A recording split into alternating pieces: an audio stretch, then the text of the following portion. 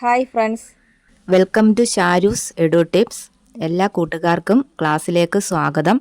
നമ്മൾ പഠിച്ചുകൊണ്ടിരിക്കുന്നത് 10th പ്രിലിംസിൻ്റെ 1ഉം 2ഉം ഘട്ടത്തിൽ നടന്ന പരീക്ഷയുടെ ആവർത്തന ചോദ്യങ്ങളാണ് പഠിച്ചുകൊണ്ടിരിക്കുന്നത്. അടുത്ത ഘട്ടങ്ങളിൽ 3ഉം 4ഉം ഘട്ടങ്ങളിൽ പരീക്ഷയുള്ളവർ ഈ ടോപ്പിക്കുകൾ നന്നായി പഠിച്ചിട്ട് പോകുക. വീഡിയോ സ്കിപ്പ് ചെയ്യാതെ അവസാനം വരെ കാണുക, പഠിക്കുക. ക്ലാസ്സിലേക്ക് കടക്കാം.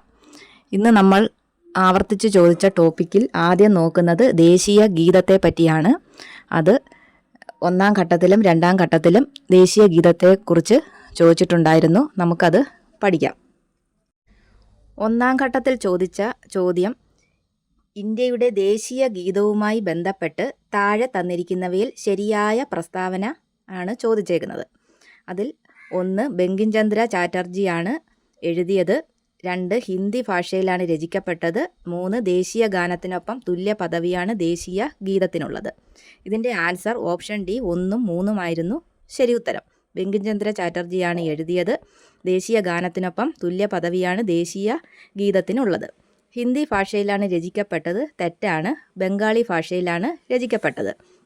2ാം ഘട്ടത്തിൽ ചോദിച്ചത്, ഇന്ത്യയുടെ ദേശീയ ഗീതമായ വന്ദേ മാതരം ഏത് കൃതിയിൽ നിന്ന് എടുത്തിട്ടുള്ളതാണ്?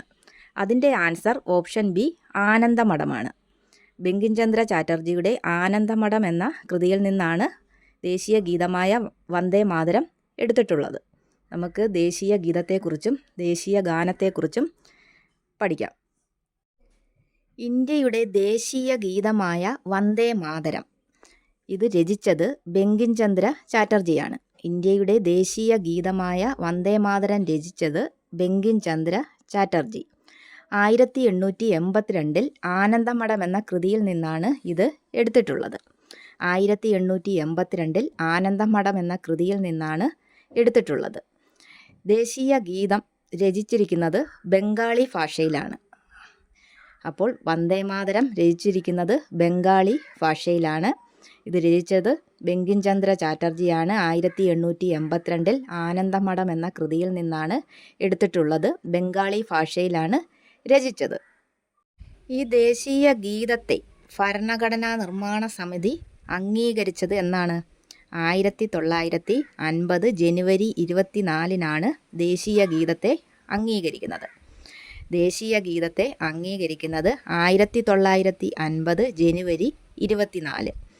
ഇത് ഏത് രാഗത്തിലാണ് ചിട്ടപ്പെടുത്തിയിരിക്കുന്നത്? ദേശീയ ഗീതം ദേശ് രാഗത്തിലാണ് ചിട്ടപ്പെടുത്തിയിരിക്കുന്നത്. ഇതിൻ്റെ രാഗമെന്ന് പറയുന്നത് ദേശ് രാഗമാണ്. വന്ദേ മാതരം ആലപിക്കാനെടുക്കുന്ന സമയം, ഇത് ആലപിക്കാനെടുക്കുന്ന സമയം 65 സെക്കൻഡാണ്.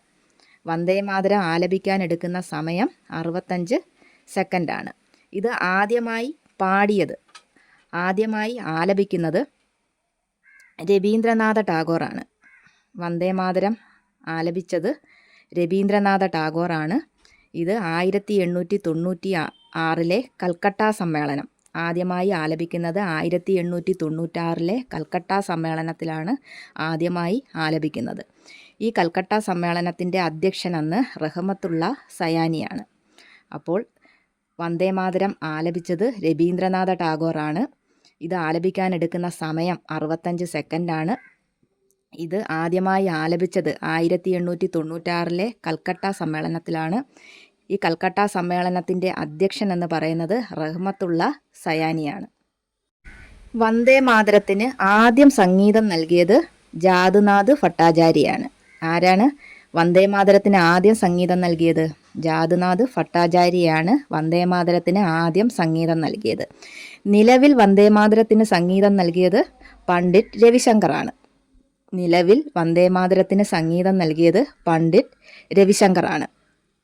വന്ദേ മാതരം ഇംഗ്ലീഷിൽ തർജിമ ചെയ്തത് ആരാണ്? Aravinda ഘോഷാണ്.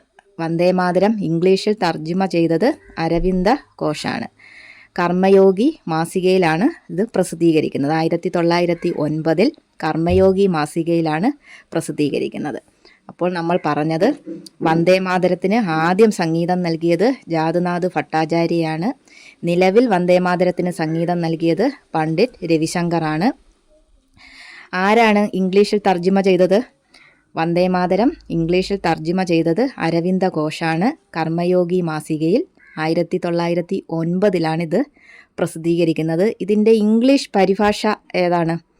I bow to the mother. ഇതിൻ്റെ ഇംഗ്ലീഷ് പരിഭാഷ I bow to the mother. ഈ വന്ദേമാതരം തമിഴിലേക്ക് തർജ്ജിമ ചെയ്തത് സുബ്രഹ്മണ്യ ഭാരതിയാണ്. വന്ദേമാതരം തമിഴിലേക്ക് തർജ്ജിമ ചെയ്തത് സുബ്രഹ്മണ്യ ഭാരതിയാണ്.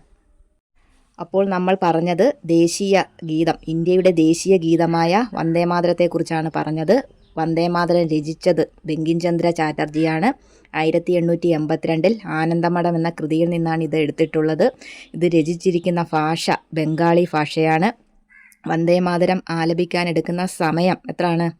65 സെക്കൻഡാണ്. അതുപോലെ ദേശീയ ഗീതം അംഗീകരിക്കുന്നതെന്നാണ്? 1950 ജനുവരി 24 അംഗീകരിക്കുന്നത്.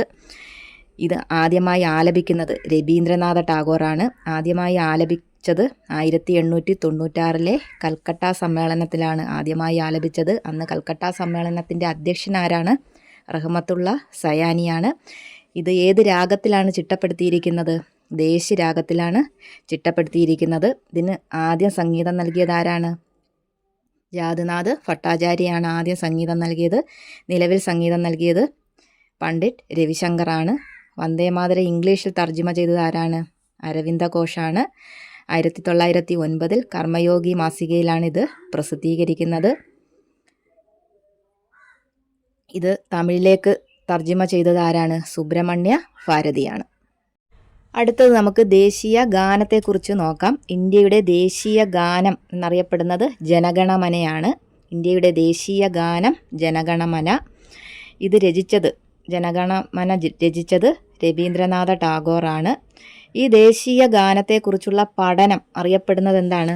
ആന്തമറ്റോളജി എന്നാണ് ഇതിനെക്കുറിച്ചുള്ള പഠനം അറിയപ്പെടുന്നത്. ഇത് രചിച്ചിരിക്കുന്ന ഭാഷ ഏതാണ്? ബംഗാളി ഭാഷയിലാണ് ദേശീയ ഗാനം രചിച്ചത്. ഈ ജനഗണമന ആദ്യകാലത്ത് അറിയപ്പെട്ടിരുന്ന പേരെന്താണ്? ഭാരത് വിധാത. ഭാരത് വിധാത എന്നാണ് ആദ്യകാലത്ത് അറിയപ്പെട്ടിരുന്നത്. അപ്പോൾ പറഞ്ഞത് ദേശീയ ഗാനമാണ്. ഇന്ത്യയുടെ ദേശീയ ഗാനം ജനഗണമന. ദേശീയ ഗാനം രചിച്ചത് രവീന്ദ്രനാഥ ടാഗോർ. ബംഗാളി ഭാഷയിലാണ് രചിച്ചത്. ദേശീയ ഗാനത്തെക്കുറിച്ചുള്ള പഠനം അറിയപ്പെടുന്നത് എന്താണ്? ആന്തമറ്റോളജി എന്നാണ് അറിയപ്പെടുന്നത്. ഇത് ദേശീയ ഗാനമായ ജനഗണമന ആദ്യകാലത്ത് അറിയപ്പെട്ടിരുന്ന പേരെന്താണ്? ഭാരത് വിധാത എന്നാണ് ആദ്യകാലത്ത് അറിയപ്പെട്ടിരുന്നത്. അതുപോലെ ദേശീയ ഗാനം അംഗീകരിച്ചതെന്നാണ്? 1950 ജനുവരി 24 ദേശീയ ഗാനവും ദേശീയ ഗീതവും ഭരണഘടനാ നിർമ്മാണ സമിതി അംഗീകരിക്കുന്നത്. 1950 ജനുവരി 24. അതുപോലെ ഒരു ക്വസ്റ്റ്യൻ ആണ്. 1950 ജനുവരി 24 ഭരണഘടനാ നിർമ്മാണ സമിതി ജനഗണമനയുടെ ഏത് ഭാഷയിലുള്ള പതിപ്പിനാണ് അംഗീകാരം നൽകിയത്? അതിൻ്റെ ഉത്തരം ഹിന്ദി ഭാഷയിലുള്ള പതിപ്പിനാണ്. ഹിന്ദി ഭാഷയിലുള്ള പതിപ്പിനാണ് 1950 ജനുവരി 24 ഭരണഘടനാ നിർമ്മാണ സമിതി ജനഗണമനയ്ക്ക് അംഗീകാരം നൽകിയത്.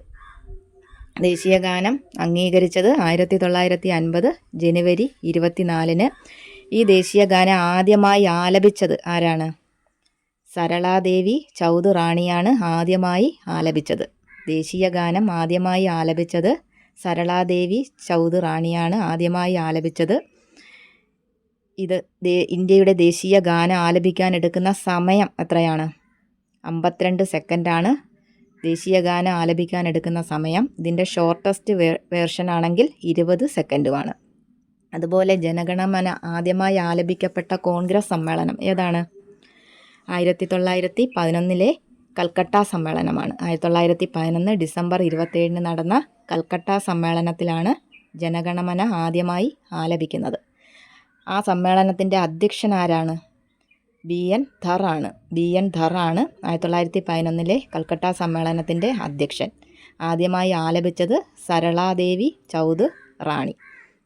ഈ ദേശീയ ഗാനത്തിന് 13 വരികളാണുള്ളത്. ദേശീയ ഗാനത്തിന് എത്ര വരികളാണുള്ളത്? 13 വരികളും 55 വാക്കുകളും 6 ജേഹേ ആണ് ഉള്ളത്. അപ്പോൾ ദേശീയ ഗാനത്തിന് 13 വരികൾ, 55 വാക്കുകൾ, 6 ജയഹേ ആണ് ഉള്ളത്.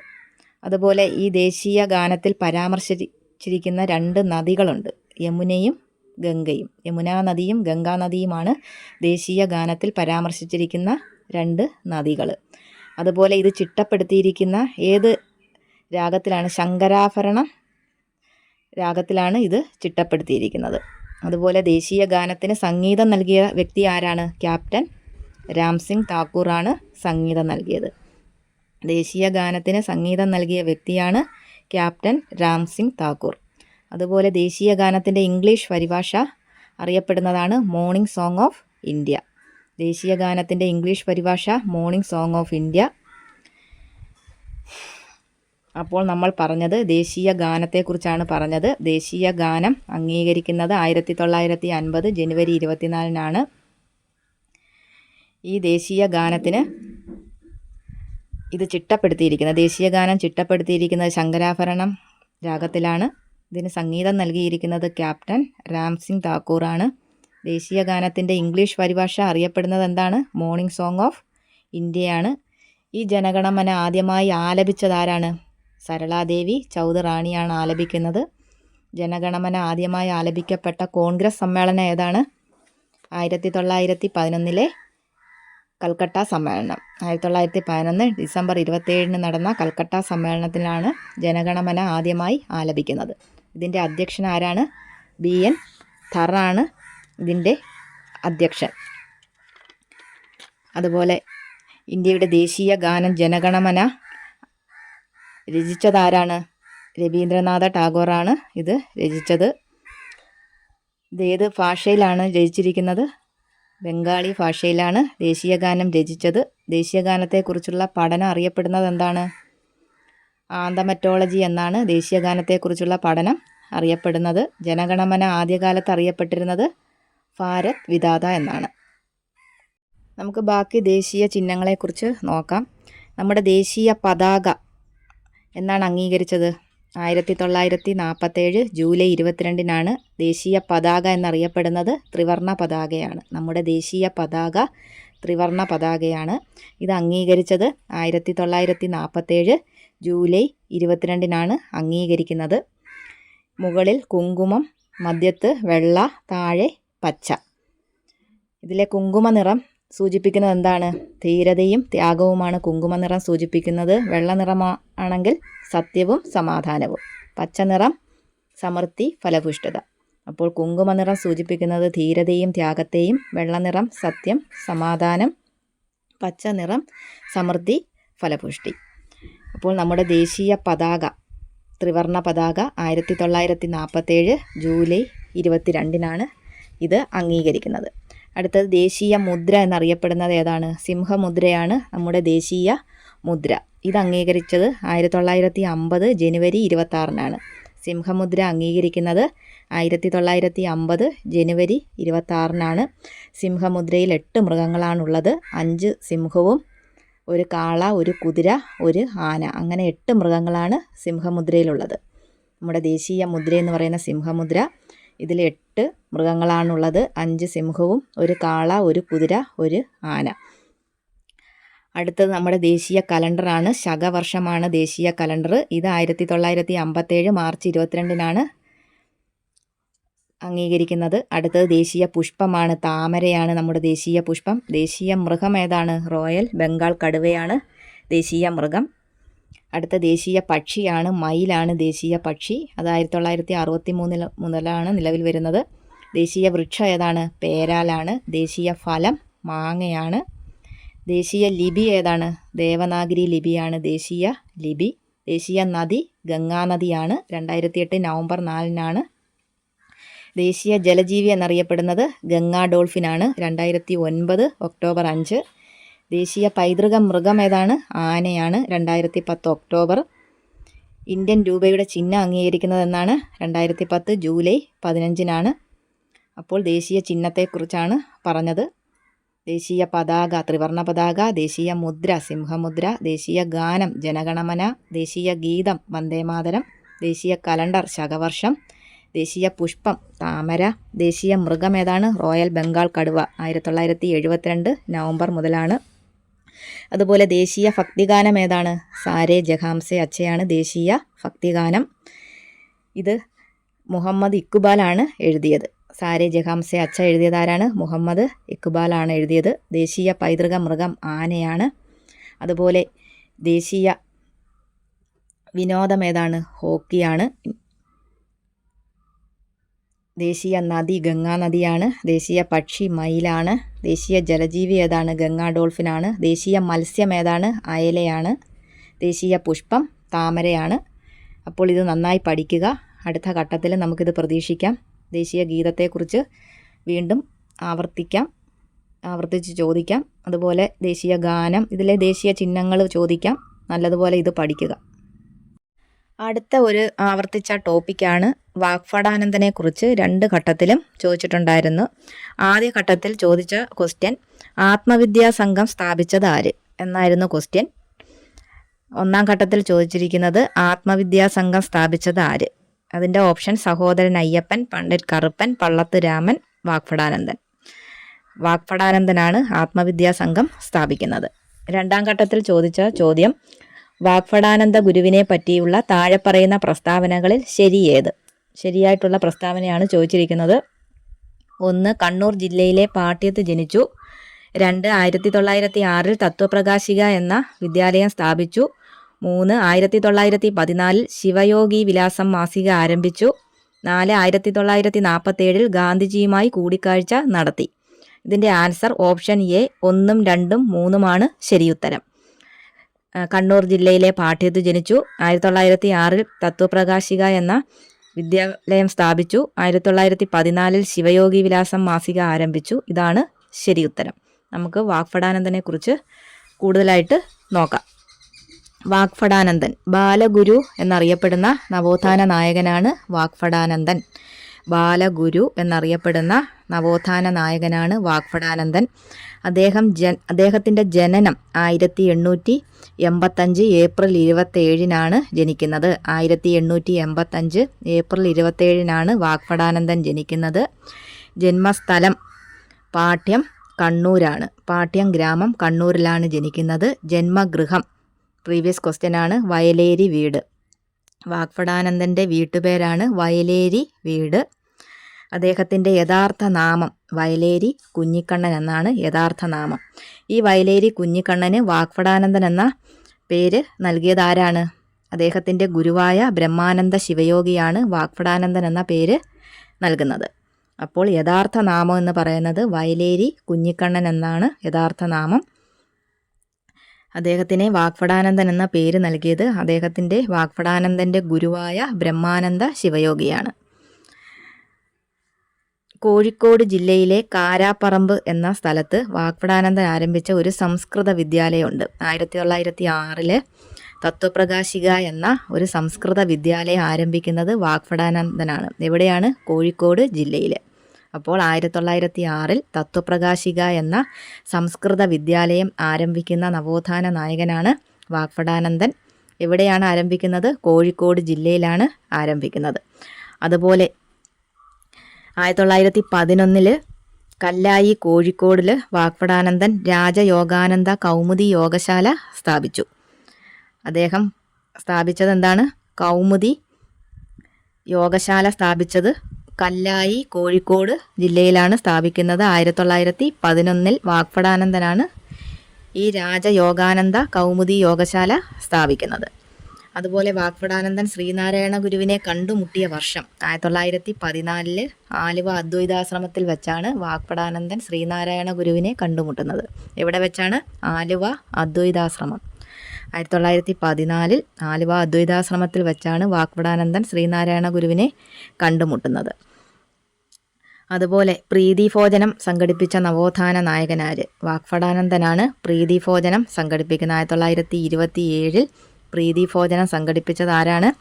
വാഗ്ഭടാനന്ദനാണ്. അതുപോലെ യജമാനൻ എന്ന മാസിക ആരംഭിച്ചത് വാഗ്ഭടാനന്ദനാണ്. യജമാനൻ എന്ന മാസിക ആരംഭിക്കുന്നത് വാഗ്ഭടാനന്ദനാണ്. 1939 കോഴിക്കോട്ടാണ് ഇത് ആരംഭിക്കുന്നത്. ഗാന്ധിജിയുടെ ആത്മാവിനെ രക്ഷിക്കൂ എന്ന തലക്കെട്ടോടുകൂടി ലേഖനം എഴുതിയ വ്യക്തിയാണ് വാഗ്ഭടാനന്ദൻ. കമ്മ്യൂണൽ അവാർഡിനെതിരെ ഗാന്ധിജി നിരാഹാരം അനുഷ്ഠിച്ചപ്പോഴാണ് ഇങ്ങനെ എഴുതിയത്. എന്താണ്? കമ്മ്യൂണൽ അവാർഡിനെതിരെ ഗാന്ധിജി നിരാഹാരം അനുഷ്ഠിച്ചപ്പോൾ ഗാന്ധിജിയുടെ ആത്മാവിനെ രക്ഷിക്കൂ എന്ന തലക്കെട്ടോടുകൂടി ലേഖനം എഴുതിയ വ്യക്തിയാണ്. 1932 ഇത് നടന്നത്. ലേഖനം എഴുതിയ വ്യക്തിയാണ് വാഗ്ഭടാനന്ദൻ. അതുപോലെ മലബാറിലെ ശ്രീനാരായണ ഗുരു എന്ന ഒക്കെ അറിയപ്പെടുന്നത് ആരാണ്? വാഗ്ഭടാനന്ദനാണ്. മലബാറിലെ ശ്രീനാരായണ ഗുരു എന്നറിയപ്പെടുന്ന വ്യക്തിയാണ് വാഗ്ഭടാനന്ദൻ. അതുപോലെ കാവി ഉപേക്ഷിച്ച് ഖദർ അണിഞ്ഞ ഒരേ ഒരു നവോത്ഥാന നായകനാണ് വാഗ്ഭടാനന്ദൻ. കാവി ഉപേക്ഷിച്ച് ഖദർ വസ്ത്രം അണിഞ്ഞ നവോത്ഥാന നായകനാണ്. വാഗ്ഭടാനന്ദൻ ആർഷ സന്യാസിയായിരുന്നു, ആചാര സന്യാസി ആയിരുന്നില്ല എന്ന് അഭിപ്രായപ്പെട്ടത് സുകുമാർ അഴീക്കോടാണ്. എന്താണ്? വാഗ്ഭടാനന്ദൻ ആർഷ സന്യാസിയായിരുന്നു, ആചാര സന്യാസി അല്ല എന്ന് അഭിപ്രായപ്പെട്ട വ്യക്തിയാണ് സുകുമാർ അഴീക്കോട്. അദ്ദേഹത്തിൻ്റെ ഈ സുകുമാർ അഴീക്കോടിൻ്റെ തത്വമസി എന്ന കൃതിയിൽ പരാമർശിക്കുന്ന നവോത്ഥാന നായകനാണ് വാഗ്ഭടാനന്ദൻ. സുകുമാർ അഴീക്കോടിൻ്റെ തത്വമസി എന്ന കൃതിയിൽ പരാമർശിക്കുന്ന നവോത്ഥാന നായകൻ ആരാണ്? വാഗ്ഭടാനന്ദനാണ്. അതുപോലെ വാഗ്ഭടാനന്ദൻ ഇന്ത്യയിലെ ഏറ്റവും വലിയ ലേബർ കോൺട്രാക്റ്റ് സൊസൈറ്റിയായ ഊരാളുങ്കൽ ലേബർ കോഓപ്പറേറ്റീവ് സൊസൈറ്റി സ്ഥാപിക്കുന്നതിന് നേതൃത്വം നൽകിയ നവോത്ഥാന നായകനാണ് വാഗ്ഭടാനന്ദൻ. ഇന്ത്യയിലെ ഏറ്റവും വലിയ ലേബർ കോൺക്രീറ്റ് സൊസൈറ്റിയായ ഊരാളുങ്കൽ ലേബർ കോഓപ്പറേറ്റീവ് സൊസൈറ്റി സ്ഥാപിക്കുന്നതിന് നേതൃത്വം നൽകിയത് ആരാണ്? വാഗ്ഭടാനന്ദനാണ്. അതുപോലെ ആത്മവിദ്യാ സംഘം ആരംഭിച്ച നവോത്ഥാന നായകൻ ആരാണ്? വാഗ്ഭടാനന്ദനാണ്. ആത്മവിദ്യാ സംഘം ആരംഭിച്ച നവോത്ഥാന നായകൻ 1917 ആത്മവിദ്യാ സംഘം സ്ഥാപിച്ചു. ഈ ആത്മവിദ്യാ സംഘത്തിൻ്റെ ആശയങ്ങളെക്കുറിച്ച് വിവരിക്കുന്ന കവിതയാണ് സ്വതന്ത്ര ചിന്താമണി. ആത്മവിദ്യാ സംഘത്തിൻ്റെ ആശയങ്ങളെക്കുറിച്ച് വിവരിക്കുന്ന കവിത ഏതാണ്? സ്വതന്ത്ര ചിന്താമണി. അതുപോലെ സ്വതന്ത്ര ചിന്താമണി എന്ന കവിതയുടെ രചയിതാവാണ് വാഗ്ഭടാനന്ദൻ. ആത്മവിദ്യാ സംഘത്തിൻ്റെ മാനിഫെസ്റ്റോ ആയി കരുതപ്പെടുന്ന പുസ്തകം ഏതാണ്? ആത്മവിദ്യ. ആത്മവിദ്യയാണ് ആത്മവിദ്യാ സംഘത്തിൻ്റെ മാനിഫെസ്റ്റോ ആയി കരുതപ്പെടുന്ന പുസ്തകം. അതുപോലെ ഈ ആത്മവിദ്യാ സംഘത്തിൻ്റെ മുഖപത്രം എന്താണ്? അഭിനവ കേരളമാണ് ആത്മവിദ്യാ സംഘത്തിൻ്റെ മുഖപത്രം. ഇതെല്ലാം ചോദിച്ചിട്ടുള്ള ക്വസ്റ്റ്യനാണ്. ആത്മവിദ്യാ സംഘത്തിൻ്റെ മുഖപത്രം അഭിനവ കേരളം. ആത്മവിദ്യാ സംഘത്തിൻ്റെ പ്രവർത്തനങ്ങളും സന്ദേശങ്ങളും പ്രചരിപ്പിച്ച വാരിക ആത്മവിദ്യാ കാഹളം. ആത്മവിദ്യാ കാഹളത്തിലാണ് ആത്മവിദ്യാ സംഘത്തിൻ്റെ പ്രവർത്തനങ്ങളും സന്ദേശങ്ങളും പ്രചരിപ്പിച്ചത്. അതുപോലെ അഭിനവ കേരളത്തിൻ്റെ മുദ്രാവാക്യം എന്താണ്? ഉണരുവിൻ, അഖിലേശനെ സ്മരിപ്പിൻ, ക്ഷണമെഴുന്നേൽപ്പിൻ, അനീതിയോടെതിർപ്പിൻ. ഇതാണ് അഭിനവ കേരളത്തിൻ്റെ മുദ്രാവാക്യം. എന്താണ്? ഉണരുവിൻ, അഖിലേശനെ സ്മരിപ്പിൻ, ക്ഷണമെഴുന്നേൽപ്പിൻ, അനീതിയോടെതിർപ്പിൻ. അഭിനവ കേരളത്തിൻ്റെ മുദ്രാവാക്യം. ഈ വാഗ്ഭടാനന്ദൻ്റെ പ്രധാന മാസികകൾ ഏതൊക്കെയാണ്? ശിവയോഗ വിലാസം, അഭിനവ കേരളം, ആത്മവിദ്യാ കാഹളം, യജമാനൻ. ഇതൊക്കെയാണ് പ്രധാന മാസിക. എന്തൊക്കെയാണ്? ശിവയോഗ വിലാസം 1914 ശിവയോഗ വിലാസം, 1939 പ്രസിദ്ധീകരിച്ച യജമാനൻ, ആത്മവിദ്യാ കാഹളം, അഭിനവ കേരളം 1921 അഭിനവ കേരളം. അതുപോലെ പ്രധാന പുസ്തകങ്ങൾ ആത്മവിദ്യ, അധ്യാത്മയുദ്ധം, അതുപോലെ ഈശ്വര വിചാരം, ഗാന്ധിജിയും ശാസ്ത്ര വ്യാഖ്യാനവും. ഇതൊക്കെ പ്രധാന പുസ്തകങ്ങളാണ്. അപ്പോൾ നമ്മൾ വാഗ്ഭടാനന്ദനെ കുറിച്ചാണ് പറഞ്ഞത്. വാഗ്ഭടാനന്ദൻ ജനിക്കുന്നത് എന്നാണ്? 1885 ഏപ്രിൽ 27 കണ്ണൂർ ജില്ലയിലെ പാട്യം ഗ്രാമത്തിലാണ് ജനിക്കുന്നത്. വീട്ടുപേരെന്താണ്? വയലേരി വീട്. യഥാർത്ഥ നാമം വയലേരി കുഞ്ഞിക്കണ്ണൻ. ഈ വയലേരി കുഞ്ഞിക്കണ്ണന് വാഗ്ഭടാനന്ദൻ എന്ന പേര് നൽകിയത് അദ്ദേഹത്തിൻ്റെ ഗുരുവായ ബ്രഹ്മാനന്ദ ശിവയോഗിയാണ്. അതുപോലെ തത്വപ്രകാശിക എന്ന സംസ്കൃത വിദ്യാലയം ആരംഭിച്ചു 1906. അതുപോലെ കൗമുദി യോഗശാല സ്ഥാപിച്ചത് കല്ലായി കോഴിക്കോടാണ്. അതുപോലെ ശ്രീനാരായണ ഗുരുവിനെ കണ്ടുമുട്ടിയത് 1914 അദ്വൈതാശ്രമത്തിൽ വെച്ച്. ശിവയോഗ വിലാസം വാരിക കോഴിക്കോട് നിന്ന് ആരംഭിച്ചത് 1914. അതുപോലെ യജമാനൻ എന്ന മാസിക ആരംഭിച്ചത് വാഗ്ഭടാനന്ദൻ, അതും കോഴിക്കോട് 1939. അതുപോലെ ഗാന്ധിജിയുടെ ആത്മാവിനെ രക്ഷിക്കൂ എന്ന തലക്കെട്ടോടുകൂടി ലേഖനം എഴുതിയ നവോത്ഥാന നായകനാണ് വാഗ്ഭടാനന്ദൻ. മലബാറിലെ ശ്രീനാരായണ ഗുരു എന്നറിയപ്പെടുന്നു. കാവ്യ ഉപേക്ഷിച്ച് ഖദറണിഞ്ഞ നവോത്ഥാന നായകനാണ്. അതുപോലെ ആത്മവിദ്യാ മഹോത്സവം നടന്ന സ്ഥലം എവിടാണ്? പുന്നപ്രയാണ്. ആത്മവിദ്യാ സംഘം സ്ഥാപിച്ച നവോത്ഥാന നായകനാണ്. പ്രധാന മാസികകൾ, പ്രധാന പുസ്തകങ്ങൾ ഇതെല്ലാം പഠിക്കുക. വാഗ്ഭടാനന്ദനെക്കുറിച്ച് ഇനിയും നമുക്ക് പ്രതീക്ഷിക്കാം. ഇത് നല്ലതുപോലെ പഠിക്കുക. വാഗ്ഭടാനന്ദനെക്കുറിച്ചാണ് നമ്മൾ പറഞ്ഞത്. നല്ലതുപോലെ പഠിക്കുക. അതുപോലെ ആവർത്തിച്ച ടോപ്പിക്ക് ഒരു ഫസ്റ്റ് പാർട്ട് നമ്മൾ ചെയ്തിട്ടുണ്ട്. കഴിഞ്ഞ ദിവസം ചെയ്തായിരുന്നു. രാജാറാം മോഹൻ റോയ്, VT ഭട്ടതിരിപ്പാട്, വൈക്കം സത്യാഗ്രഹം, ഈ 3 ടോപ്പിക്കുകൾ ആവർത്തിച്ചതായിരുന്നു. അത് ഫസ്റ്റ് പാർട്ടായിട്ട് ചെയ്തിട്ടുണ്ട്. കാണാത്തവരുണ്ടെങ്കിൽ അതും കണ്ടു പഠിക്കുക. അതുപോലെ ആവർത്തിച്ച ഒരു ടോപ്പിക്കാണ് ശ്രീനാരായണ ഗുരു. 1ാം ഘട്ടത്തിലും 2ാം ഘട്ടത്തിലും 5 ചോദ്യങ്ങളാണ് ശ്രീനാരായണ ഗുരുവിനെ കുറിച്ച് ചോദിച്ചത്. 1ാം ഘട്ടത്തിൽ 2 ചോദ്യവും 2ാം ഘട്ടത്തിൽ 3 ചോദ്യവും ചോദിച്ചായിരുന്നു. 1ാം ഘട്ടത്തിൽ ചോദിച്ച ഒരു ചോദ്യമാണ്, താഴെ പറയുന്ന കൃതികളിൽ ശ്രീനാരായണ ഗുരുവിൻ്റേതല്ലാത്ത കൃതി ഏതാണ്? അതിൽ ദൈവദശകം, വേദാധികാര നിരൂപണം, നവമഞ്ജരി, ദർശനമാല. ഇതിൽ ശ്രീനാരായണ ഗുരുവിൻ്റെ അല്ലാത്തത് വേദാധികാര നിരൂപണമാണ്. അത് ചട്ടമ്പിസ്വാമിയുടെ കൃതിയാണ്. അടുത്ത ഒരു ക്വസ്റ്റ്യൻ ചോദിച്ചത്, കേരള നവോത്ഥാനത്തിൻ്റെ വഴിത്തിരിവായ അരുവിപ്പുറം പ്രതിഷ്ഠ നടത്തിയ സാമൂഹിക പരിഷ്കർത്താവ് ആര്? ശ്രീനാരായണ ഗുരു. അങ്ങനെ 2 ചോദ്യം 1ാം ഘട്ടത്തിൽ ചോദിച്ചു. 2ാം ഘട്ടത്തിൽ ചോദിച്ചത്, മഹാകവി G. ശങ്കരക്കുറുപ്പ് 2ാം ബുദ്ധൻ എന്ന് വിശേഷിപ്പിച്ച സാമൂഹ്യ പരിഷ്കർത്താവ് ആര്? അതിൻ്റെ ഉത്തരം ഓപ്ഷൻ ഡി, ശ്രീനാരായണ ഗുരുവാണ്. അതുപോലെ ചോദിച്ച വേറൊരു ചോദ്യം, താഴെ പറയുന്നവയിൽ ശ്രീനാരായണ ഗുരു രചിച്ച ഗ്രന്ഥം ഏതാണ്? അതിൻ്റെ ഉത്തരം ഓപ്ഷൻ ഡി, നവമഞ്ജരിയാണ്. അടുത്ത ഒരു ചോദ്യം എന്ന് പറയുന്നത് ശരിയായ ജോഡി കണ്ടെത്താനാണ്. ചുവടെ പറയുന്നവയിൽ ശരിയായ ജോഡി ഏതാണ്? അത് 4 ജോഡി കൊടുത്തിട്ടുണ്ട്. അതിൽ ശരിയായ ജോഡി കണ്ടെത്താനാണ് ചോദിച്ചത്. അതിൽ കൊടുത്തേക്കുന്ന ഓപ്ഷൻ ശ്രീനാരായണ ഗുരു പ്രാചീന മലയാളം, ചട്ടമ്പിസ്വാമികൾ അഖിലത്തിരട്ട്, വൈകുണ്ഠസ്വാമികൾ ദർശനമാല, പണ്ഡിറ്റ് കറുപ്പൻ ജാതിക്കുമ്മി. ഇതിനകത്തെ ശരിയായ ജോഡി എന്ന് പറയുന്നത് ഓപ്ഷൻ ഡി, പണ്ഡിറ്റ് കറുപ്പൻ ജാതിക്കുമ്മിയാണ്. ശ്രീനാരായണ ഗുരുവിൻ്റെത് ദർശനമാലയാണ്, ചട്ടമ്പിസ്വാമിയുടേത് പ്രാചീന മലയാളം, വൈകുണ്ഠസ്വാമിയുടേത് അഖിലത്തിരട്ട്. ഇങ്ങനെയാണ് ഇത് വരുന്നത്. അപ്പോൾ ശ്രീനാരായണ ഗുരുവിനെക്കുറിച്ച് നമുക്ക് കൂടുതലായിട്ട് നോക്കാം. കേരള നവോത്ഥാനത്തിൻ്റെ നായകൻ എന്നറിയപ്പെടുന്ന ഇത് ശ്രീനാരായണ ഗുരുവാണ്. കേരള നവോത്ഥാനത്തിൻ്റെ നായകൻ അല്ലെങ്കിൽ കേരള നവോത്ഥാനത്തിൻ്റെ പിതാവ് എന്നൊക്കെ അറിയപ്പെടുന്നത് ശ്രീനാരായണ ഗുരുവാണ്. ശ്രീനാരായണ ഗുരു ജനിക്കുന്നത് 1856 ആഗസ്റ്റ് 20-നാണ് ശ്രീനാരായണ ഗുരു ജനിക്കുന്നത്. ജന്മസ്ഥലം ചെമ്പഴന്തി, തിരുവനന്തപുരം ആണ്. ശ്രീനാരായണ ഗുരുവിൻ്റെ ജന്മസ്ഥലം ചെമ്പഴന്തി, തിരുവനന്തപുരം. അദ്ദേഹത്തിൻ്റെ വീട്ടുപേര് വയൽവാരം വീട്. ഇതെല്ലാം പ്രീവിയസ് ക്വസ്റ്റ്യൻ ആണ്. ഇനി വേണമെങ്കിൽ ഇതൊക്കെ ചോദിക്കാം. ജന്മഗൃഹം, വീട്ടുപേര് വയൽവാരം വീട്. അദ്ദേഹത്തിൻ്റെ കുട്ടിക്കാല നാമം നാരായണൻ എന്നാണ് കുട്ടിക്കാല നാമം.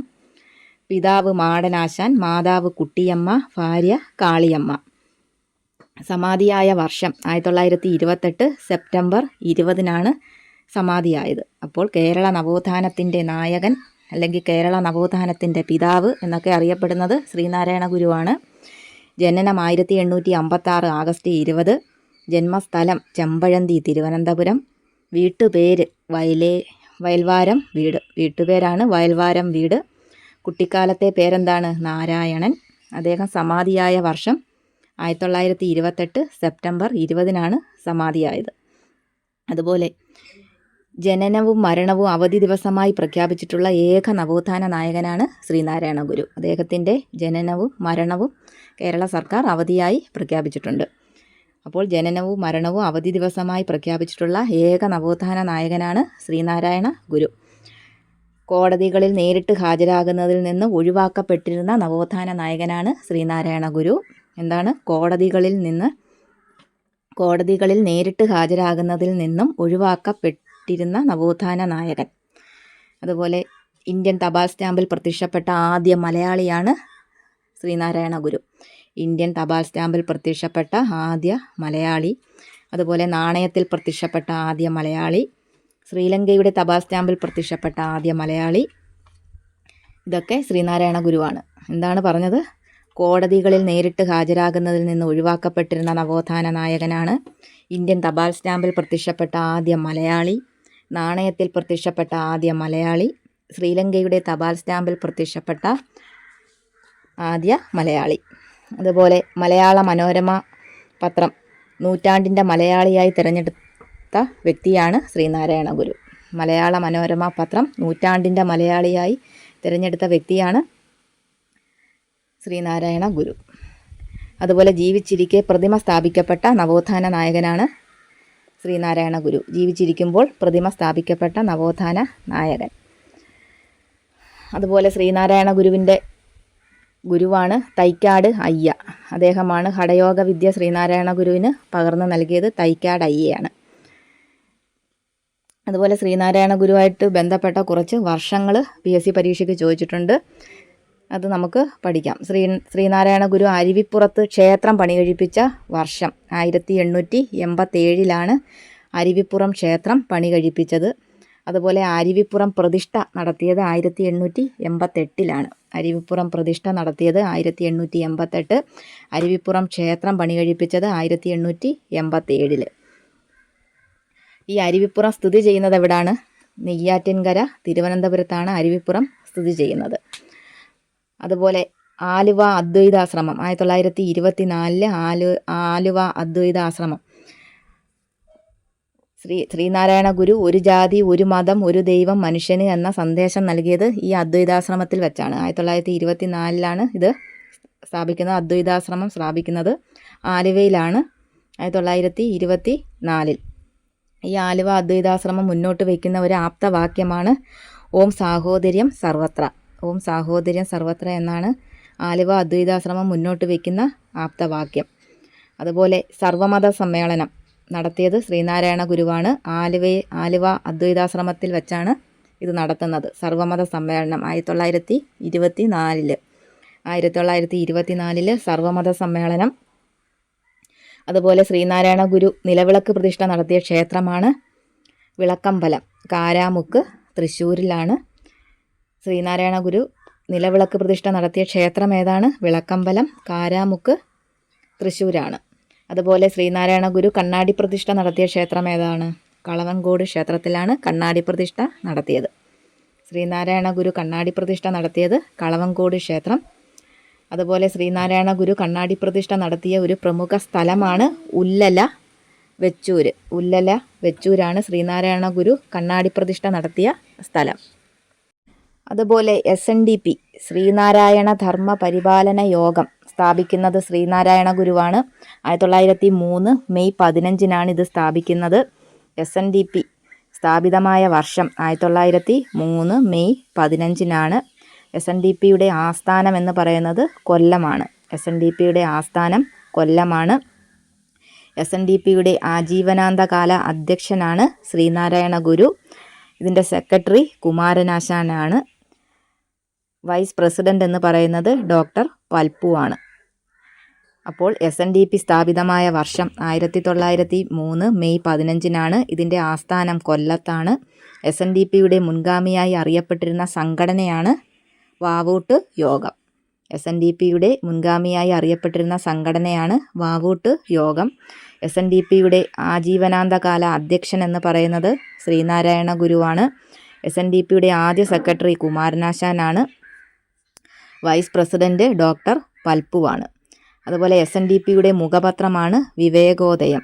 SNDPയുടെ മുഖപത്രമാണ് വിവേകോദയം. ഇത് ആരംഭിച്ചത് 1904. ഇതിൻ്റെ സ്ഥാപകൻ കുമാരനാശാനാണ്. എന്താണ് പറഞ്ഞത്? SNDPയുടെ മുഖപത്രം വിവേകോദയം. ഇത് ആരംഭിച്ചത് 1904. കുമാരനാശാനാണ് ഇത് ആരംഭിക്കുന്നത്. ഇതിൻ്റെ പത്രാധിപർ M. ഗോവിന്ദനാണ്. ഈഴവ ഗസറ്റ് എന്നറിയപ്പെടുന്ന പ്രസിദ്ധീകരണമാണ് വിവേകോദയം. അപ്പോൾ വിവേകോദയം SNDPയുടെ മുഖപത്രമാണ്.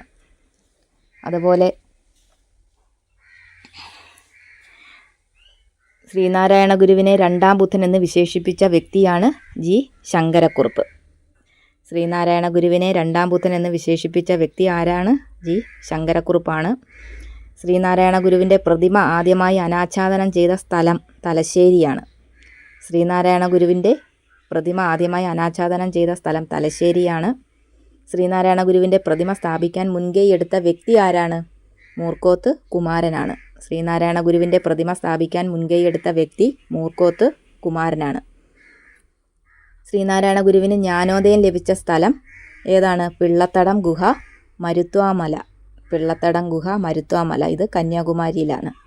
ശ്രീനാരായണ ഗുരു ആദ്യമായി ശ്രീലങ്ക സന്ദർശിച്ച വർഷം 1918 1918 ജനുവരി 9 പ്രവാസി ദിനമായി ആചരിക്കുന്നു. ശ്രീനാരായണ ഗുരു ആദ്യമായി ശ്രീലങ്ക സന്ദർശിച്ചത് 1918. അതുപോലെ അഷ്ടഭുജാകൃതിയിൽ നിർമ്മിച്ചിരിക്കുന്ന ഒരു ക്ഷേത്രമാണ് ശിവഗിരി ശാരദാ മഠം. ശ്രീനാരായണ ഗുരു സമാധിയായ സ്ഥലമാണ് ശിവഗിരി. ശ്രീനാരായണ ഗുരു സമാധിയായ സ്ഥലമാണ് ശിവഗിരി. അഷ്ടഭുജാകൃതിയിൽ നിർമ്മിച്ചിരിക്കുന്ന ക്ഷേത്രമാണ് ശിവഗിരി ശാരദാ മഠം.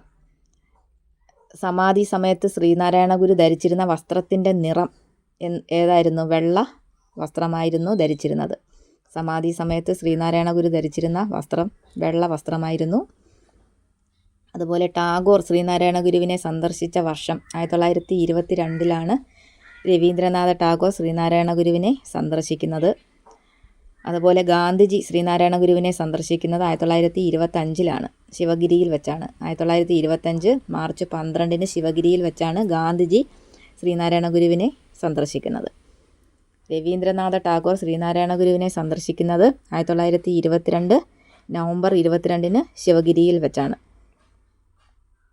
അതുപോലെ ശിവഗിരി തീർത്ഥാടനം ആരംഭിക്കുന്ന സ്ഥലം ഇലവുംതിട്ട, പത്തനംതിട്ട. ശിവഗിരി തീർത്ഥാടനം ആരംഭിക്കുന്ന സ്ഥലമാണ് ഇലവുംതിട്ട, പത്തനംതിട്ട. അടുത്തത് ശ്രീനാരായണ ഗുരുവിൻ്റെ പ്രധാനപ്പെട്ട രചനകളാണ്. ആത്മോപദേശ ശതകം, ശിവശതകം, ദൈവദശകം, ദർശനമാല, ജാതിമീമാംസ, ജാതി നിർണയം, നിർവൃതി പഞ്ചകം. ഇതൊക്കെ പ്രധാന രചനകളാണ്. എന്തൊക്കെയാണ്? ആത്മോപദേശ ശതകം, ശിവശതകം, ദൈവദശകം, ദർശനമാല, നിർവൃതി പഞ്ചകം, ജാതിമീമാംസ, ജാതി നിർണയം. ഇതൊക്കെ പ്രധാനപ്പെട്ട രചനകളാണ്. ശ്രീനാരായണ ഗുരുവിൻ്റെ ആദ്യ രചന എന്ന് പറയുന്നത് ഗജേന്ദ്രമോക്ഷം വഞ്ചിപ്പാട്ടാണ്. ശ്രീനാരായണ ഗുരുവിൻ്റെ ആദ്യ രചന ഗജേന്ദ്രമോക്ഷം വഞ്ചിപ്പാട്ടാണ്. അതുപോലെ ആത്മോപദേശക ശതകം രചിച്ച വർഷം 1897 ദൈവദശകം രചിച്ച വർഷം 1914. ശ്രീനാരായണ ഗുരുവിൻ്റെ ആദ്യ രചന ഏതാണ്? ഗജേന്ദ്രമോക്ഷം വഞ്ചിപ്പാട്ടാണ്. ആത്മോപദേശ ശതകം രചിച്ച വർഷം 1897, ദൈവദശകം രചിച്ച വർഷം 1914. പ്രധാനപ്പെട്ട രചനകൾ പഠിക്കണം, ചോദിക്കാം. അതുപോലെ ശ്രീനാരായണ ഗുരുവിൻ്റെ പ്രശസ്തമായ കുറച്ച് വചനങ്ങളുണ്ട്. മതമേതായാലും മനുഷ്യൻ നന്നായാൽ മതി, മതമേതായാലും മനുഷ്യൻ നന്നായാൽ മതി, വിദ്യ കൊണ്ട് പ്രബുദ്ധരാകുക, സംഘടന കൊണ്ട് ശക്തരാകുക. വിദ്യ കൊണ്ട് പ്രബുദ്ധരാകുക, സംഘടന കൊണ്ട് ശക്തരാകുക. അതുപോലെ മദ്യം വിഷമാണ്, അതുണ്ടാക്കരുത്, കൊടുക്കരുത്, കുടിക്കരുത്. ജാതി ചോദിക്കരുത്, പറയരുത്, ചിന്തിക്കരുത്. ഒരു ജാതി, ഒരു മതം, ഒരു ദൈവം മനുഷ്യന്. ഇതെല്ലാം അദ്ദേഹത്തിൻ്റെ പ്രധാനപ്പെട്ട വചനങ്ങളാണ്. അതുപോലെ ശ്രീനാരായണ ഗുരുവിൻ്റെ ജീവചരിത്രം എഴുതിയ ആദ്യ വ്യക്തിയാണ് മൂർക്കോത്ത് കുമാരൻ. ശ്രീനാരായണ ഗുരുവിൻ്റെ ജീവചരിത്രം എഴുതിയത് ആരാണ്? മൂർക്കോത്ത് കുമാരൻ. നാരായണ ഗുരുസ്വാമി എന്ന പുസ്തകം രചിച്ചത് MK സാനു ആണ്. എന്താണ്? നാരായണ ഗുരുസ്വാമി എന്ന പുസ്തകം രചിച്ചത് MK സാനു ആണ്. അതുപോലെ ശ്രീനാരായണ ഗുരുവിൻ്റെ ജീവിതത്തെ ആസ്പദമാക്കി നിർമ്മിച്ച ഒരു സിനിമയുണ്ട്, അതാണ് യുഗപുരുഷൻ. ശ്രീനാരായണ ഗുരുവിൻ്റെ ജീവിതത്തെ ആസ്പദമാക്കി നിർമ്മിച്ച സിനിമയാണ് യുഗപുരുഷൻ. അതുപോലെ ശ്രീനാരായണ ഗുരു ചട്ടമ്പിസ്വാമികളെ കണ്ടുമുട്ടിയ വർഷമാണ് 1882 അണിയൂർ ക്ഷേത്രത്തിൽ വെച്ചാണ് കണ്ടുമുട്ടുന്നത്. ശ്രീനാരായണ ഗുരു ചട്ടമ്പിസ്വാമികളെ കണ്ടുമുട്ടുന്നത് 1882 അണിയൂർ ക്ഷേത്രത്തിൽ വെച്ചാണ്. ശ്രീനാരായണ ഗുരു കുമാരനാശാനെ കണ്ടുമുട്ടുന്നത് 1891 കായിക്കരയിൽ വെച്ചാണ്. ശ്രീനാരായണ ഗുരു കുമാരനാശാനെ കണ്ടുമുട്ടിയത് 1891 കായിക്കരയിലാണ്. അയ്യങ്കാളിയെ കണ്ടുമുട്ടിയ വർഷം 1912 ബാലരാമപുരത്ത് വെച്ചാണ്. അയ്യങ്കാളിയെ കണ്ടുമുട്ടുന്നത് 1912 ബാലരാമപുരത്ത് വെച്ചാണ്. അതുപോലെ രമണ മഹർഷിയെ കണ്ടുമുട്ടിയത് 1916 തിരുവണ്ണാമലയിലാണ്. രമണ മഹർഷിയെ കണ്ടുമുട്ടിയ വർഷം 1916 തിരുവണ്ണാമല. അതുപോലെ ശ്രീനാരായണ ഗുരു ഡോക്ടർ പൽപ്പുവിനെ കണ്ടുമുട്ടിയ വർഷം 1895 ബാംഗ്ലൂരിൽ വെച്ചാണ് കണ്ടുമുട്ടുന്നത്. ഡോക്ടർ പൽപ്പുവിനെ കണ്ടുമുട്ടിയ വർഷം 1895 ബാംഗ്ലൂരിൽ വെച്ചാണ്. അതുപോലെ രവീന്ദ്രനാഥ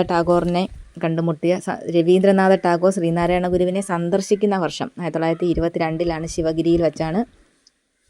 ഗാന്ധിജി ശ്രീനാരായണ ഗുരുവിനെ സന്ദർശിച്ച 1925 ശിവഗിരിയിൽ വെച്ചാണ്. അപ്പോൾ ശ്രീനാരായണ ഗുരുവിനെ കുറിച്ചാണ് നമ്മൾ പറഞ്ഞത്. അത് നല്ലതുപോലെ പഠിക്കുക. 5 ക്വസ്റ്റ്യനാണ് മൊത്തം ചോദിച്ചിരിക്കുന്നത്. 3ഉം 4ഉം ഘട്ടത്തിലുള്ളവർ നന്നായി പഠിക്കുക. അപ്പോൾ നമ്മൾ പറഞ്ഞത് ആവർത്തിച്ച് ചോദിച്ച ടോപ്പിക്കാണ് ദേശീയ ഗീതം, അതുപോലെ വാഗ്ഭടാനന്ദൻ, കുറിച്യർ ലഹള, ശ്രീനാരായണ ഗുരു. ഈ 4 ടോപ്പിക്കുകൾ ആവർത്തിച്ച് ചോദിച്ച ടോപ്പിക്കുകളാണ് പഠിച്ചത്. അതുപോലെ ഫസ്റ്റ് പാർട്ട് കാണുക. അതിനകത്തും ആവർത്തിച്ച് ചോദിച്ച ടോപ്പിക്കുകൾ പറഞ്ഞിട്ടുണ്ട്. അത് നന്നായിട്ട് പഠിക്കുക. നല്ലതുപോലെ പഠിച്ച് പരീക്ഷ എഴുതുക. അടുത്ത ഒരു ആവർത്തിച്ച ടോപ്പിക്കാണ് കുറിച്യർ ലഹള. കുറിച്യർ ലഹളയെക്കുറിച്ച് 2 ഘട്ടത്തിലും ചോദ്യങ്ങൾ വന്നായിരുന്നു. 3 ചോദ്യങ്ങൾ മൊത്തം വന്നായിരുന്നു. 1-ാം ഘട്ടത്തിൽ 2 ചോദ്യവും 2-ാം ഘട്ടത്തിൽ 1 ചോദ്യവും കുറിച്യർ ലഹളയെക്കുറിച്ച് ചോദിച്ചിട്ടുണ്ടായിരുന്നു. 1-ാം ഘട്ടത്തിൽ ചോദിച്ച ഒരു ചോദ്യമാണ് വയനാട്ടിൽ ബ്രിട്ടീഷുകാർക്കെതിരായി നടന്ന കുറിച്യ കലാപത്തെപ്പറ്റി താഴെ പറയുന്നവയിൽ തെറ്റായ പ്രസ്താവനയാണ് ഒരു ചോദ്യം. അടുത്ത ഒരു ചോദ്യം എന്ന് പറയുന്നത് കുറിച്യർ ലഹളയുമായി ബന്ധപ്പെട്ട ശരിയായ പ്രസ്താവനകളേത്. അങ്ങനെ 2 ചോദ്യമാണ് 1-ാം ഘട്ടത്തിൽ ചോദിച്ചത്. 2-ാം ഘട്ടത്തിൽ ചോദിച്ച ചോദ്യം 1812 വയനാട്ടിൽ നടന്ന കുറിച്യ കലാപവുമായി ബന്ധപ്പെട്ട പ്രസ്താവനകൾ താഴെ പറയുന്നവയിൽ ഏതെല്ലാമാണ്. അങ്ങനെ 3 ചോദ്യങ്ങളാണ് കുറിച്യർ ലഹളയെക്കുറിച്ച് മൊത്തം ചോദിച്ചത്. ഇനി അടുത്ത സ്റ്റേജുകളിലും 3ഉം 4ഉം ഘട്ടങ്ങളിലും വീണ്ടും ഈ കുറിച്യർ ലഹള കുറിച്ച് ചോദിക്കാം. അപ്പോൾ നമുക്ക് കുറിച്യർ ലഹളയെക്കുറിച്ച് കൂടുതലായിട്ട് പഠിക്കാം. ഈ കുറിച്യർ ലഹള ആരംഭിക്കുന്നത് 1812 മാർച്ച് 25-നാണ് കുറിച്യർ ലഹള ആരംഭിക്കുന്നത്. ഈ കുറിച്യർ ലഹളയുടെ നേതാവ് ആരാണ്? രാമനമ്പിയാണ് കുറിച്യർ ലഹളയുടെ നേതാവ്. അപ്പോൾ 1812 മാർച്ച് 25-നാണ് കുറിച്യർ ലഹള ആരംഭിക്കുന്നത്. കുറിച്യർ ലഹളയുടെ നേതാവ് എന്ന് പറയുന്നത് രാമനമ്പിയാണ്. എന്താണ് ഈ കുറിച്യർ ലഹള? കുറിച്യർ കലാപത്തിൻ്റെ പ്രധാന കാരണം എന്തുവാണ്? കുറിച്യർ കലാപത്തിൻ്റെ പ്രധാന കാരണമെന്ന് പറയുന്നത് ഗോത്രവർഗ്ഗക്കാരായ കുറിച്യരുടെയും കുറുമ്പരുടെയും മേൽ ബ്രിട്ടീഷുകാർ നികുതി ഏർപ്പെടുത്തിയതാണ് ഈ ലഹള പൊട്ടിപ്പുറപ്പെടാനുണ്ടായ കാരണം. കുറിച്യർ കലാപത്തിൻ്റെ പ്രധാന കാരണമെന്ന് പറയുന്നത് ഗോത്രവർഗ്ഗക്കാരായ കുറിച്യരുടെയും കുറുമ്പരുടെയും മേൽ ബ്രിട്ടീഷുകാർ നികുതി ഏർപ്പെടുത്തിയതാണ് ഈ ലഹള ഉണ്ടാവുന്നത്. ഈ നികുതി ഏർപ്പെടുത്തിയ ബ്രിട്ടീഷ് ഉദ്യോഗസ്ഥൻ്റെ പേരാണ് തോമസ് വാർഡൻ. തോമസ് വാർഡൻ എന്ന ബ്രിട്ടീഷ് ഉദ്യോഗസ്ഥനാണ് നികുതി ഏർപ്പെടുത്തുന്നത്. ഈ കുറിച്യർ ലഹളയ്ക്ക് നേതൃത്വം നൽകിയത് ആരൊക്കെയാണ്? ആയിരം വീട്ടിൽ കോന്തപ്പനും വെൺകലോൻ കേളുമാണ് കുറിച്യർ ലഹളയ്ക്ക് നേതൃത്വം നൽകിയത്. അപ്പോൾ കുറിച്യർ ലഹളയ്ക്ക് നേതൃത്വം നൽകിയത് ആയിരം വീട്ടിൽ കോന്തപ്പൻ, വെൺകലോൻ കേളു. ഈ കുറിച്യർ ലഹളയുടെ മുദ്രാവാക്യം എന്താണ്? വട്ടത്തൊപ്പിക്കാരെ പുറത്താക്കുക എന്നതാണ് കുറിച്യർ ലഹളയുടെ മുദ്രാവാക്യം. കുറിച്യർ ലഹളയുടെ മുദ്രാവാക്യം വട്ടത്തൊപ്പിക്കാരെ പുറത്താക്കുക. അപ്പോൾ കുറിച്യർ ലഹളയാണ് പറയുന്നത് 1812 മാർച്ച് 25-നാണ് കുറിച്യർ ലഹള. എവിടാണ്? വയനാട്ടിലാണ് ഈ ലഹള നടക്കുന്നത്. വയനാട്ടിലാണ് നടക്കുന്നത്. 1812 മാർച്ച് 25-ന് വയനാട്ടിലാണ് കുറിച്യർ ലഹള നടക്കുന്നത്. കുറിച്യർ ലഹളയുടെ പ്രധാന നേതാവെന്ന് പറയുന്നത് രാമനമ്പിയാണ്. ഈ കുറിച്യർ ലഹളയ്ക്ക് നേതൃത്വം നൽകിയതാണ് ആരൊക്കെയാണ്? ആയിരം വീട്ടിൽ കോന്തപ്പനും വെൺകലോൻ കേളുമാണ് കുറിച്യർ ലഹളയ്ക്ക് നേതൃത്വം നൽകിയത്. ഈ കുറിച്യർ കലാപത്തിൻ്റെ പ്രധാന കാരണം എന്ന് പറയുന്നത് ഗോത്രവർഗ്ഗക്കാരായ കുറിച്യരുടെയും കുറുമ്പരുടെയും മേൽ ബ്രിട്ടീഷുകാർ നികുതി ഏർപ്പെടുത്തിയതാണ് പ്രധാന കാരണം. ഈ നികുതി ഏർപ്പെടുത്തിയ ബ്രിട്ടീഷ് ഉദ്യോഗസ്ഥൻ ആരാണ്? തോമസ് വാർഡനാണ് നികുതി ഏർപ്പെടുത്തുന്നത്. അതുപോലെ കുറിച്യരുടെ ജീവിതവും സംസ്കാരവും എന്ന പുസ്തകം രചിച്ചത് ആരാണ്? കുമാരൻ വയലേരിയാണ് കുറിച്യരുടെ ജീവിതവും സംസ്കാരവും എന്ന പുസ്തകം രചിക്കുന്നത്. അതുപോലെ ഈ കുറിച്യർ കലാപത്തെക്കുറിച്ച് അഭിപ്രായപ്പെട്ട TH ബേബർ അഭിപ്രായപ്പെട്ടത് എന്താണ്? 1 മാസം കൂടി പിടിച്ചു നിൽക്കാൻ കലാപകാരികൾക്ക് കഴിയുമായിരുന്നെങ്കിൽ രാജ്യം അവരുടെ നിയന്ത്രണത്തിലായേനെ എന്ന് കുറിച്യർ കലാപത്തെക്കുറിച്ച് അഭിപ്രായപ്പെട്ടത് ആര്? പ്രീവിയസ് ക്വസ്റ്റ്യനാണ്. TH ബേബറാണ് ഇങ്ങനെ അഭിപ്രായപ്പെട്ടത്. എന്താണ്? 1 മാസം കൂടി പിടിച്ചു നിൽക്കാൻ കലാപകാരികൾക്ക് കഴിയുമായിരുന്നെങ്കിൽ രാജ്യം അവരുടെ നിയന്ത്രണത്തിലായേനെ എന്ന് അഭിപ്രായപ്പെട്ടത് TH ബേബറാണ്. അതുപോലെ വട്ടത്തൊപ്പിക്കാരെ പുറത്താക്കുക ഏത് ലഹളയുടെ മുദ്രാവാക്യമാണ്? ഏത് ലഹളയുടെ മുദ്രാവാക്യമാണ്? കുറിച്യർ ലഹളയുടെ മുദ്രാവാക്യമാണ് വട്ടത്തൊപ്പിക്കാരെ പുറത്താക്കുക. അപ്പോൾ നമ്മൾ പറഞ്ഞത് കുറിച്യർ ലഹളയാണ്. 1812 മാർച്ച് 25-ന് നടന്ന കുറിച്യർ ലഹളയാണ് പറഞ്ഞത്. അത് നല്ലതുപോലെ പഠിക്കുക. അതുപോലെ കുണ്ടറ വിളംബരം ഇതൊക്കെ പഠിക്കുക. ബാക്കി ലഹളകളൊക്കെ പഠിക്കുക. കുണ്ടറ വിളംബരം, വാഗൺ ട്രാജഡി, മലബാർ കലാപം, ഇതൊക്കെ വീണ്ടും ചോദിക്കാം. മലബാർ കലാപം എന്നാണ് 1921 മലബാർ കലാപം. മലബാർ കലാപത്തിൻ്റെ പെട്ടെന്നുണ്ടായ കാരണം എന്താണ്? പൂക്കോട്ടൂർ കലാപമാണ് മലബാർ കലാപത്തിൻ്റെ പെട്ടെന്നുണ്ടായ കാരണം. അതുപോലെ വാഗൺ ട്രാജഡി 1921 നവംബർ 10 നടന്ന വാഗൺ ട്രാജഡി മലബാർ കലാപവുമായി ബന്ധപ്പെട്ടുണ്ടായ ഒരു സംഭവമാണ് വാഗൺ ട്രാജഡി. അതും പഠിക്കുക. അതെല്ലാം ചോദിക്കാം. അതുപോലെ കുണ്ടറ വിളംബരം 1809 ജനുവരി 11 നടന്ന കുണ്ടറ വിളംബരം നടത്തിയ സ്ഥലം ഏതാണ്? കുണ്ടറയിലെ ഇളമ്പള്ളൂർ ക്ഷേത്രമാണ്. ഇതൊക്കെ പഠിക്കുക. അപ്പോൾ ആവർത്തിച്ച് ചോദിച്ച ടോപ്പിക്കുകളാണ് നമ്മൾ പറഞ്ഞത്. ഇതെല്ലാം പഠിക്കുക. ഫസ്റ്റ് പാർട്ട് ചെയ്തിട്ടുണ്ട്. അതിൽ ആവർത്തിച്ച് ചോദിച്ച ടോപ്പിക്കുകൾ കഴിഞ്ഞ ദിവസം ഫസ്റ്റ് പാർട്ടായിട്ട് ചെയ്തിട്ടുണ്ട്. അതും കാണാത്തവരുണ്ടെങ്കിൽ പഠിക്കുക.